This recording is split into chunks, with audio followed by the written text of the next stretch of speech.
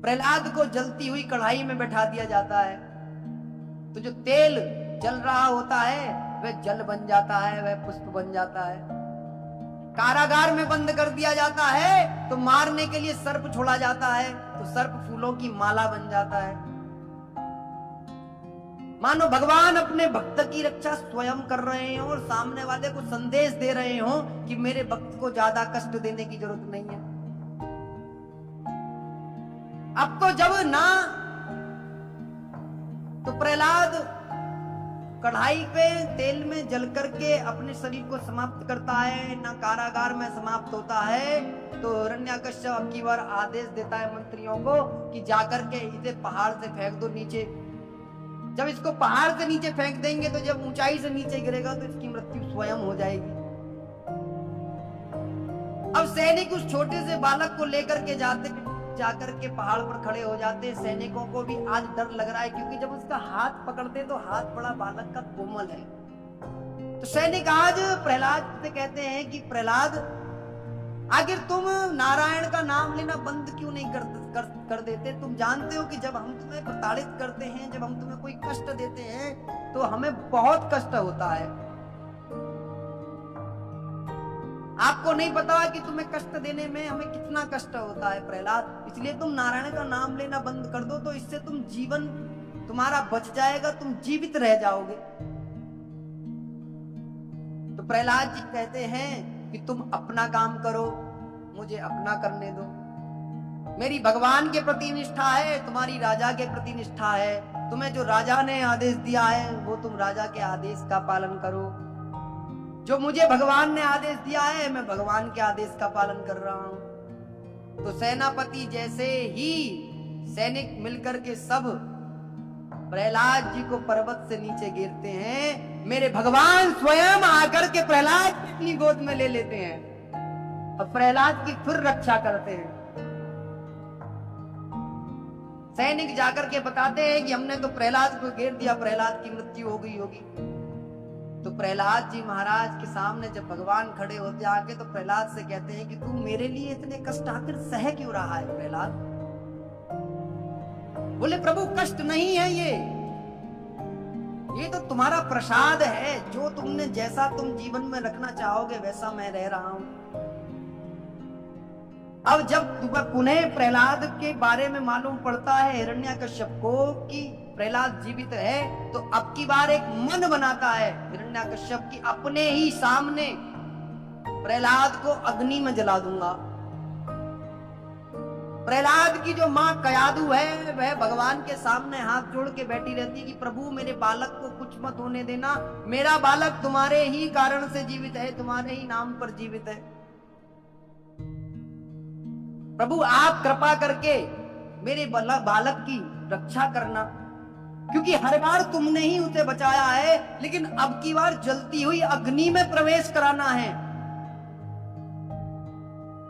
हिरण्यकश्यप ने एक ऐसी स्त्री को बुलाया है, आज अपनी बहन होलिका को आमंत्रण दिया है। होलिका को भगवान का वरदान था कि होलिका अग्नि में जलेगी नहीं, अग्नि भी उसको जला नहीं सकती। इसीलिए आज होलिका स्वयं प्रहलाद जी महाराज को अपनी गोद में बैठा करके अग्नि में बैठती है और एक ऊपर से जो भगवान के वरदान रूपी, जो आशीर्वाद रूपी जो चुनरी थी उसे ओढ़ करके बैठती है।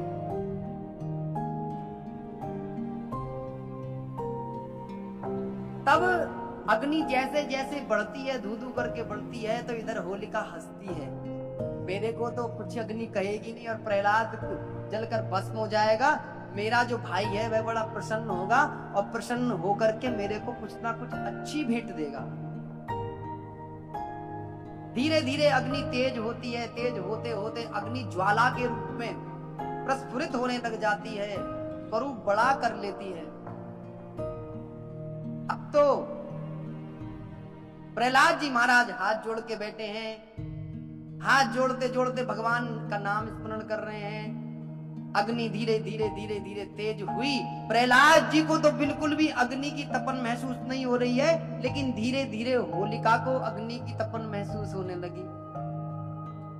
और होलिका अग्नि में से भागना चाहती है तो मानो स्वयं वह अग्नि होलिका को भागने नहीं देती। होलिका अग्नि के बंधन में बंधने लगी। और मेरे प्रभु ने इतनी बड़ी कृपा अपने भक्त के ऊपर बरसाई कि होलिका वहीं जल करके भस्म हो गई और प्रहलाद का अब भी कुछ नहीं बिगड़ा। प्रहलाद जी अब भी वहीं ऐसे ही बैठे हैं। हमारे यहां भी हम करते ना, हम जलाते ना होली से पहले। अभी कुछ ही दिन हुए ना गए हुए, तो सब जगह होलिका जलती है ना।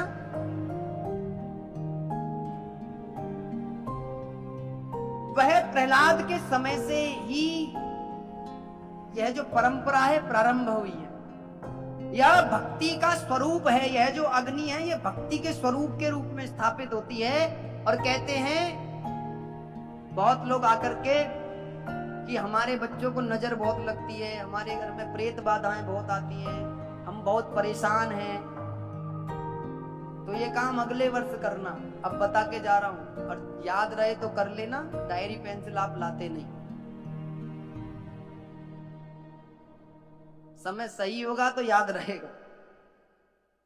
जब होलिका दहन हो जाए, जब होली जल जाए, तो उसे शांत होने देना। और प्रातः काली जाकर के सूर्य ना निकले उससे पहले उसकी बबूत, उसकी जो राख होती है उसे लेकर के आना। और उस राख को भगवान के मंदिर में ले जाकर के रख देना। और जब भी कभी ऐसा लगे कि तुम्हारे जीवन में कोई कष्ट है तो उस बबूत को धारण करना। और धारण करोगे तो देखना भगवान जैसे ने प्रहलाद की रक्षा की थी वैसे ही तुम्हारी भी रक्षा करेंगे। भगवान प्रहलाद की रक्षा करने के बाद में अब हिरण्याकश्यप को जब मालूम पड़ा कि नारायण इसकी रक्षा कर रहे हैं, बोले तो हिरण्याकश्यप बोला कहां है इसका नारायण? कहता रहता है दिन रात, नारायण कभी आया तो है नहीं, कभी दिखा तो है नहीं। तो प्रहलाद कहते हैं कि तुम देखना चाहते हो? बोले हाँ। बोले मेरे भगवान हर जगह हैं, जहां तुम देखोगे वहीं पर हैं, तुम जहां ढूंढना चाहोगे वहां पर हैं। तो प्रहलाद से पूछा तुम्हारे भगवान कहां हैं? तो बोलते जहां तुम्हें देखें वहां हैं। बोले अच्छा, बोले रक्षा करने आएंगे तेरी? बोले अभी तक भी वही कर रहे हैं, तुमने तो कितनी बार मारने का प्रयास किया। तो हिरण्याकश्यप जब तपस्या करने गया था तो भगवान ने वरदान दिया था, स्वयं ब्रह्मा जी ने आकर के ब्रह्मा जी से वरदान मांगा था, न दिन में मरूं न रात में मरूं, ना मनुष्य से मरूं न जंतु से मरूं,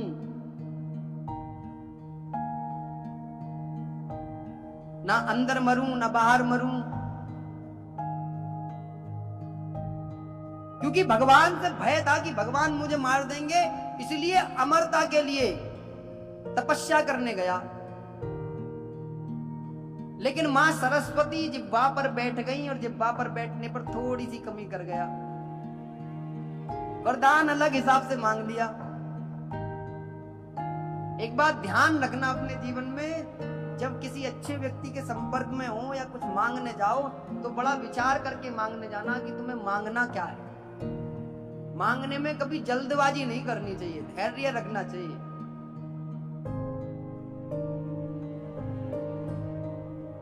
सबसे बड़ी पूंजी व्यक्ति की धैर्य है।